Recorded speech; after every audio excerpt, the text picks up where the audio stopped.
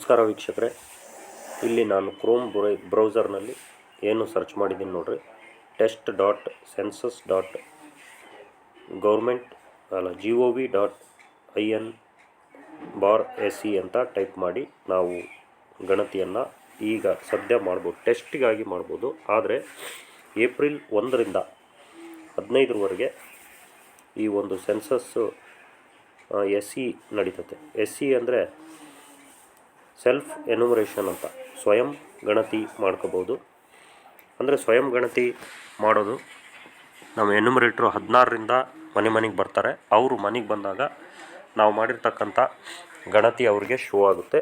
ನಮಗೊಂದು ಮೆಸೇಜ್ ಬಂದಿರುತ್ತೆ, ಆ ನಂಬರ್ ನಾವು ಕೊಟ್ಟು ಆ ನಂಬರ್ ಎಂಟ್ರಿ ಮಾಡಿದಾಗ ಅವ್ರಿಗೆ ನಾವೇನು ತುಂಬಿರ್ತೀವೋ ಅದನ್ನು ಅವ್ರಿಗೆ ಶೋ ಆಗುತ್ತೆ. ಅವರು ಎಸ್ ಅಂತ ಕೊಟ್ಟು ಮುಂದೆ ಅವರು ತುಂಬೋದಿರುತ್ತೆ. ನಾವು ತುಂಬುವಷ್ಟು ನಾವು ತುಂಬೋದು. ಬೇಗ ಅವ್ರಿಗೂ ಎನ್ಯುಮರೇಟ್ರಿಗೂ ಸುಲಭ ಆಗುತ್ತೆ. ಆಮೇಲೆ ನಮ್ಮ ಒಂದು ಮನೆಯ ವಿಚಾರಗಳನ್ನು ನಾವೇ ತುಂಬಬಹುದು. ಈಗ 2027ರ ಗಣತಿ ಏನು ಕೇಂದ್ರ ಸರ್ಕಾರ ಶುರು ಮಾಡಿದೆ, ಇದನ್ನು ನಾವು ಟೆಸ್ಟ್ಗಾಗಿ ಒಂದು ವೆಬ್ಸೈಟನ್ನು ಅವರು ಬಿಟ್ಟಿದ್ದಾರೆ. ಆ ವೆಬ್ಸೈಟು ಈಗ ನಾನು ಟೈಪ್ ಮಾಡಿದ್ದೀನಿ. ಆ ರೀತಿ ಟೈಪ್ ಮಾಡಿ ನೀವು ಸರ್ಚ್ ಮಾಡಬಹುದು. ನಾವು ಸರ್ಚ್ ಮಾಡಿ ಅದನ್ನು ನಾವು ಓಕೆ ಕೊಟ್ಟಾಗ ಇಲ್ಲಿ ನೋಡಿರಿ, 1 household should use only 1 mobile number ಅಂತ. ಅಂದರೆ ಒಂದು ಮನೆಯವರು ಒಂದು ಮೊಬೈಲ್ ನಂಬರನ್ನು ಒಂದು ಸಾರಿ ನಾವು ಮೊಬೈಲ್ ನಂಬರ್ ಹಾಕಿದರೆ ಅದು ಇನ್ನೊಂದು ಮೊಬೈಲ್ ನಂಬರನ್ನು ತೆಗೆದುಕೊಳ್ಳೋದಿಲ್ಲ ಅಂತಂದೇಳಿ. ಇಲ್ಲಿ ಫಕ್ಸ್ ಅಂತಂದೇಳಿ ಆ ಬ್ಲೂ ಒಂದು ಬಾಕ್ಸ್ ಇದೆ, ಅದರಲ್ಲಿ FAQs ಅಂದರೆ ಕೇಳಲಾಗಿರ್ತಕ್ಕಂಥ ಕ್ವಶನ್ಗಳು. ಈ ಒಂದು ಗಣತಿ ಬಗ್ಗೆ ಏನೇ ಕ್ವಶನ್ಗಳು ಆನ್ಸರ್ ಇದ್ದರೂ ಇದರಲ್ಲಿ ಇರುತ್ತೆ ಅಂತಕ್ಕಂಥದ್ದು. ಇಲ್ಲಿ ನಾವು ಸೆಲ್ಫ್ ಎನ್ಯುಮರೇಷನ್ HLO ಅಂದರೆ ಹೌಸ್ ಲಿಸ್ಟಿಂಗ್, ಅಂದರೆ ಏನು ಇದೆ ವೀಕ್ಷಕರೇ, ಸೆಲ್ಫ್ ಎನ್ಯುಮರೇಷನ್ ಅಂದರೆ ಸ್ವಯಂ ಗಣತಿ. ಅಂದರೆ ಪ್ರತಿ ಮನೆಯವರು ತಾವೇ ಸ್ವಯಂ ಗಣತಿ ಮಾಡ್ಕೋಬಹುದು. ಇಲ್ಲಿ ಸೆಲೆಕ್ಟ್ ಸ್ಟೇಟ್ ಅಂತ ಇದೆ, ಆಮೇಲೆ ಕ್ಯಾಪ್ಚಾ ಇದೆ, ವೆರಿಫೈ ಆ್ಯಂಡ್ ಪ್ರೊಸೀಡ್ ಅಂತ ಇದೆ. ನಾವು ಸೆಲೆಕ್ಟ್ ಸ್ಟೇಟ್ ಆಯ್ಕೆ ಮಾಡಿಕೊಂಡು ಕ್ಯಾಪ್ಚಾ ಹಾಕಿ ವೆರಿಫೈ ಆ್ಯಂಡ್ ಪ್ರೊಸೀಡ್ಗೆ ಒತ್ಬೋದು. ನಾವು ವೆರಿಫೈ ಅಂತ ಕೊಟ್ಟಾಗ ಇಲ್ಲಿ ವೆಲ್ಕಮ್ ಅನ್ನೋ ಒಂದು ಮೆಸೇಜ್ ಬಂದಿದೆ. ಇಲ್ಲಿ ಹಿಂದಿಲಿ ಮತ್ತು ಇಂಗ್ಲೀಷ್ನಲ್ಲಿ ಎರಡೂ ಇರುತ್ತೆ. ನಾನು ಇಂಗ್ಲೀಷ್ನಲ್ಲಿ ಕೆಳಗಡೆ ಸ್ಕ್ರೋಲ್ ಮಾಡಿ ನೋಡ್ತಾ ಇದ್ದೀನಿ. Welcome to self enumeration portal for housing list operations. HLO ಅಂದರೆ house listing operation, phase of census 2027. ಅಂದರೆ ಇದು ಫಸ್ಟ್ನೇ ಫೇಸ್, ಅಂದರೆ ಮೊದಲನೇ ಫೇಸ್. ಇದು 2 ಫೇಸಿನಲ್ಲಿ ನಡೀತದೆ. ಈಗ 2026ರಲ್ಲಿ ಹೌಸ್ ಲಿಸ್ಟಿಂಗ್ ಆಗುತ್ತೆ. ಅದಾದ ನಂತರ 2027 ಮಾರ್ಚ್ನಲ್ಲಿ ನಿಜವಾದ ಗಣತಿ ನಡೀತದೆ. Through this portal you may provide information for HLO pertaining to your house hold.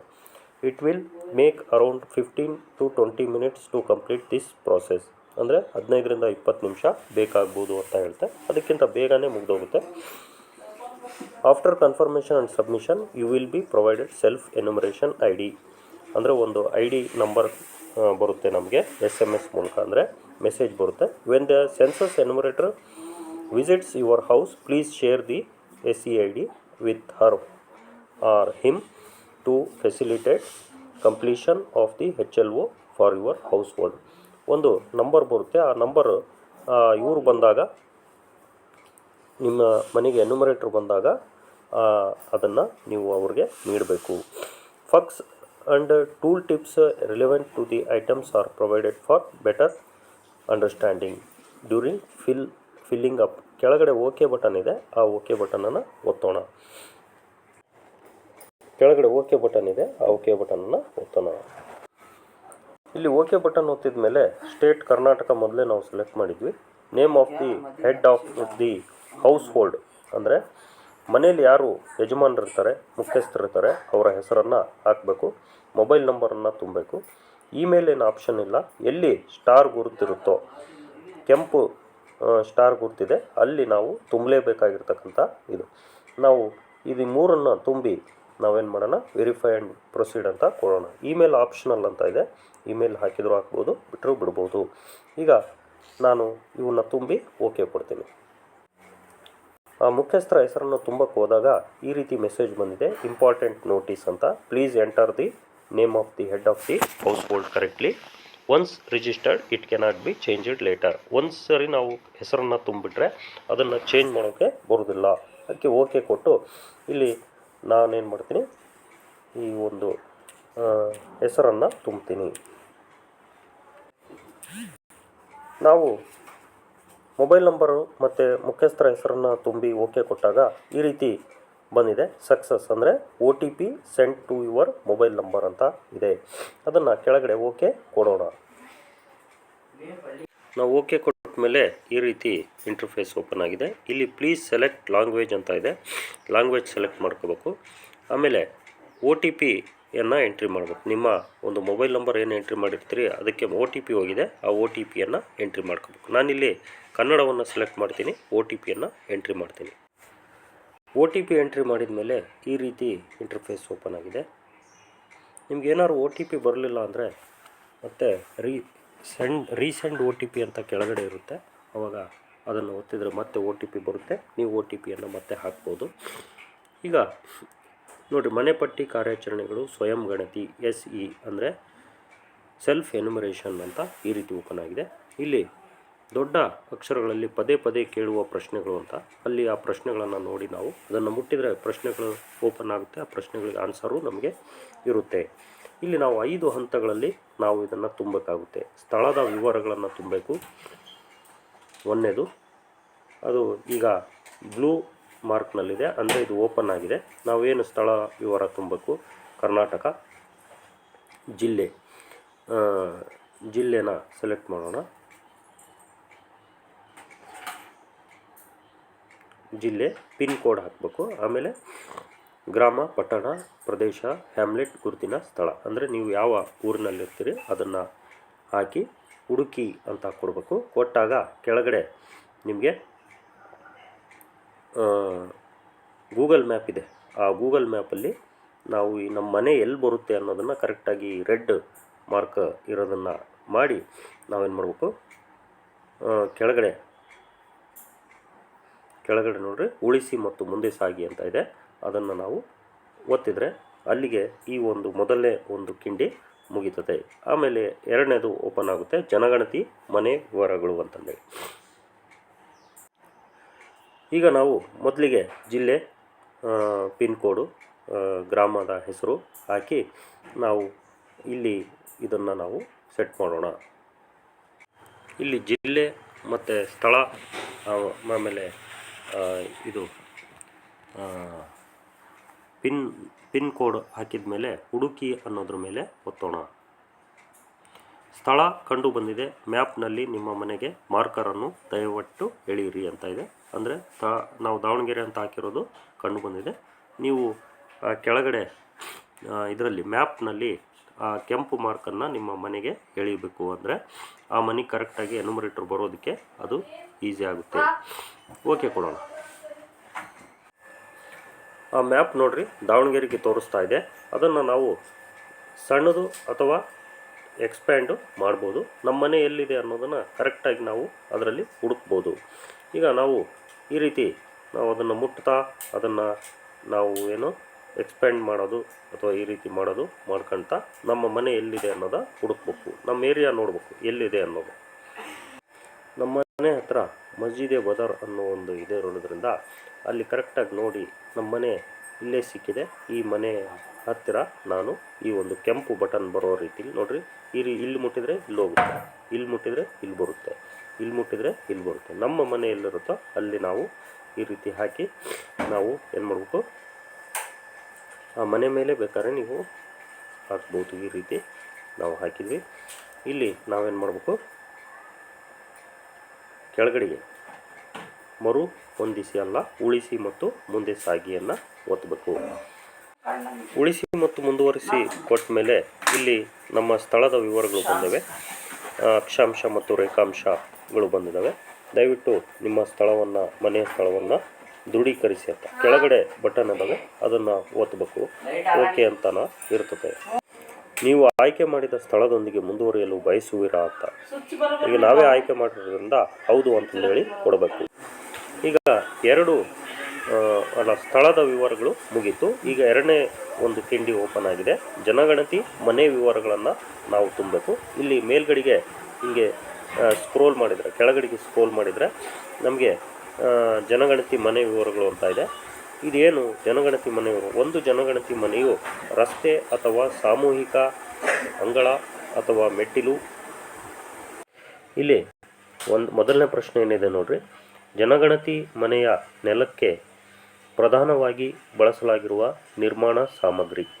ಇಲ್ಲಿ ಜನಗಣತಿ ಮನೆ ಅಂದರೆ ಇಲ್ಲಿ ಏನು ಕೊಟ್ಟಿದ್ದಾನೆ, ಒಂದು ಜನಗಣತಿ ಮನೆಯು ರಸ್ತೆ ಅಥವಾ ಸಾಮೂಹಿಕ ಅಂಗಳ ಅಥವಾ ಮೆಟ್ಟಿಲು ಮುಂತಾದ ಸ್ಥಳದಿಂದ ಪ್ರತ್ಯೇಕವಾದ ಮುಖ್ಯ ದ್ವಾರವನ್ನು ಹೊಂದಿರುವ ಮತ್ತು ಪ್ರತ್ಯೇಕವಾದೊಂದು ಘಟಕದಂತೆ ಉಪಯೋಗಿಸಲ್ಪಡುತ್ತಿರುವ ಅಥವಾ ಪರಿಗಣಿಸಲ್ಪಡುತ್ತಿರುವ ಒಂದು ಕಟ್ಟಡ ಅಥವಾ ಕಟ್ಟಡದ ಒಂದು ಭಾಗವಾಗಿರುತ್ತದೆ. ಅಂದರೆ ಅದಕ್ಕೆ ಮುಖ್ಯವಾಗಿ ಒಂದು ಮುಖ್ಯ ದ್ವಾರ ಇರುತ್ತೆ, ಅಂದರೆ ಡೋರ್ ಇರುತ್ತೆ, ಒಳಗಡೆ ಒಂದು ಪ್ರತ್ಯೇಕವಾಗಿರ್ತಕ್ಕಂಥ ಘಟಕ ಆಗಿರುತ್ತೆ. ಇದು ನಿಮ್ಮ ಮನೆಯ ನೆಲಕ್ಕೆ ಪ್ರಧಾನವಾಗಿ ಬಳಸಲಾಗಿರುವ ಸಾಮಗ್ರಿ. ನೆಲ ಯಾವ ರೀತಿ ಇದೆ ಅಂತ ಸಾಮಾನ್ಯವಾಗಿ ಈ ಹಿಂದಿನ ದಿನಗಳಲ್ಲಿ ಹಿಂದಿನ ಕಾಲದಲ್ಲಿ ಮಣ್ಣು ಮರ ಇರ್ತಿತ್ತು. ಇಟ್ಟಿಗೆ, ಸುಟ್ಟ ಇಟ್ಟಿಗೆಯಲ್ಲಿ ಎಲ್ಲಿ ಇರ್ತದೆ, ಕಲ್ಲು ಸಿಮೆಂಟಿನ ನೆಲಗಳು ಮೊದಲೇ ಇರ್ತಾಯಿದ್ವು. ಈಗ ಜಾಸ್ತಿ ನೆಲ ಟೈಲ್ಸನ್ನು ನಾವು ಹಾಕೋಣ. ಇತರೆ ಸಾಮಗ್ರಿ ಅಂತ ಹಾಕಿದರೆ ಇತರೆ ಸಾಮಗ್ರಿ ಯಾವುದು ಅನ್ನೋದನ್ನು ಮತ್ತೆ ನಾವು ಹಾಕಬೇಕಾಗುತ್ತೆ. ನಾವು ನೆಲದ ಟೈಲ್ಸ್ ಅಂತ ಹಾಕ್ಬಿಡೋಣ. ಗ್ರಾನೈಟ್ಗೂ ಟೈಲ್ಸೇ ಎರಡೂ ಒಂದೇ ಆಗುತ್ತೆ. ಜನಗಣತಿ ಮನೆಯ ಗೋಡೆಗೆ ಪ್ರಧಾನವಾಗಿ ಬಳಸಲಾಗಿರುವ ನಿರ್ಮಾಣ ಸಾಮಗ್ರಿ. ಗೋಡೆಗೆ ನಾವು ಏನು ಹಾಕಿದ್ದೀವಿ? ಹುಲ್ಲು, ತಡಿಕೆ, ಬಿದಿರು, ಪ್ಲಾಸ್ಟಿಕ್ಕು, ಮಣ್ಣು, ಹಸಿ ಇಟ್ಟಿಗೆ, ಮರ, ಗಾರೆ, ಸಿಮೆಂಟ್ನಿಂದ ಭದ್ರಪಡಿ ಕಲ್ಲಲ್ಲ, ಈಗ ಜಾಸ್ತಿ ಇಟ್ಟಿಗೆನೇ ಬಳಸ್ತಾರೆ, ಹಂಗಾಗಿ ಸುಟ್ಟ ಇಟ್ಟಿಗೆ ಅಂತಂದೇಳಿ ಹಾಕೋಣ.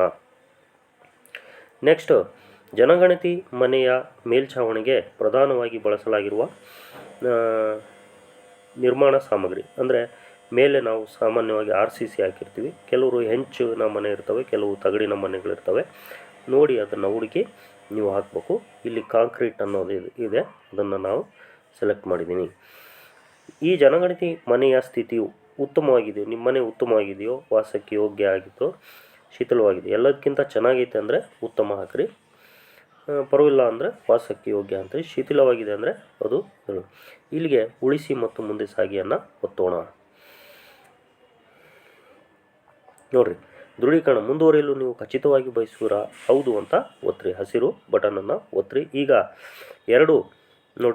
ಎರಡು ಟಿಕ್ ಮಾರ್ಕ್ಗಳು ಬಂದು ರೈಟ್ ಮಾರ್ಕು. ಈಗ ಮೂರನೇ ಮಾಹಿತಿ, ಸಾಮಾನ್ಯ ಮಾಹಿತಿ ಓಪನ್ ಆಗಿದೆ.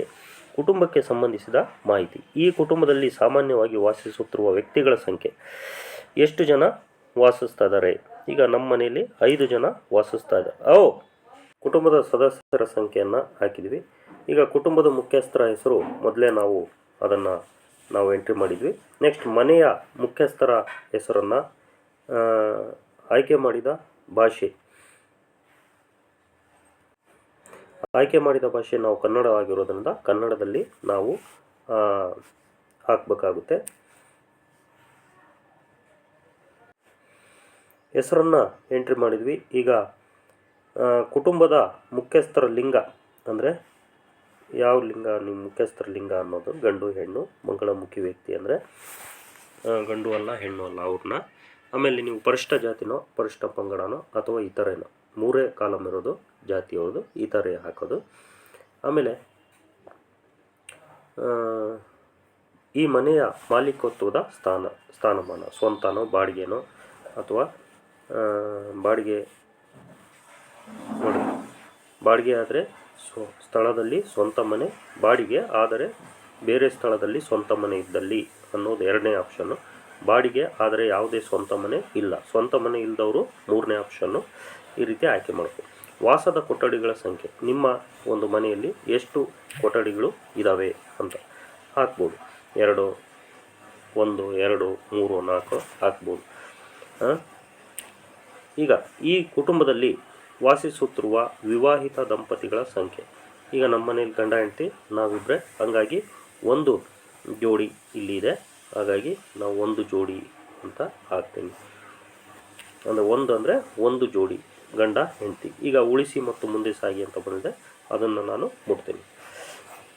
ಮುಂದುವರಿಯಲು ನೀವು ಖಚಿತವಾಗಿ ಬಯಸಿರೋ ಹೌದು ಅಂತ ಓದ್ತೀನಿ. ಈಗ ನೋಡಿರಿ 3 ಟಿಕ್ ಮಾರ್ಕ್ ಬಂದು. ಈಗ 4ನೇದು ಸೌಲಭ್ಯಗಳು ಅನ್ನೋ ಒಂದು ಕಿಂಡಿ ಓಪನ್ ಆಗಿದೆ. ಇಲ್ಲಿ ಕುಟುಂಬಕ್ಕೆ ಲಭ್ಯವಿರುವ ಸೌಲಭ್ಯಗಳು. ಕುಡಿಯುವ ನೀರಿನ ಪ್ರಧಾನ ಮೂಲ ಯಾವುದು? ಮೂಲದಲ್ಲಿ ನೋಡಿರಿ ಸೆಷನ್ ಎಕ್ಸ್ಪೈರಿಂಗ್ ಅಂತ ಬಂದಿದೆ. ಅಂದರೆ 10-15 ನಿಮಿಷ ಅದು ಸೆಷನ್ ಇರುತ್ತೆ, ಮತ್ತು ನಾವು ಲಾಗೌಟ್ ಆಗುತ್ತದು. ಆದರೆ ಸ್ಟೇ ಲಾಗ್ಡ್ ಇನ್ ಅಂತ ನಾನು ಓದ್ತೀನಿ, ಯಾಕಂದರೆ ಲಾಗಿನ್ ಆಗಿ ಇನ್ನೂ ಮುಂದುವರ್ಸೋಣ ಇದು. ಅಥವಾ ನೀವು ಸ್ಕಿಪ್ ಆಯ್ತಪ್ಪ ಲಾಗೌಟ್ ಆತಂದರೆ ಮತ್ತು ಇನ್ನೊಂದು ಸಾರಿ ನೀವು ಲಾಗಿನ್ ಆಗ್ಬೋದು ನಿಮ್ಮ ಮೊಬೈಲ್ ನಂಬರ್ ಹಾಕಿ. ಈಗ ನೋಡಿರಿ ಹಗಲೆಲ್ಲ ಕೇಳ್ತಾ ಇದೆ ಇದು.